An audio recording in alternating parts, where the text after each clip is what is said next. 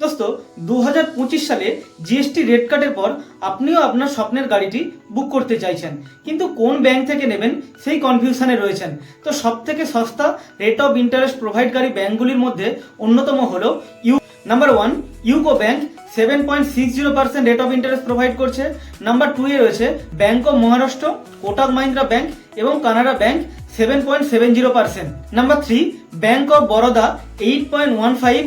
Number 4 IDBI bank 8.30। Number 5 এ রয়েছে HDFC bank 8.55। Number 6 এ রয়েছে এসবিআই ব্যাংক এবং অ্যাক্সিস ব্যাংক 8.80%।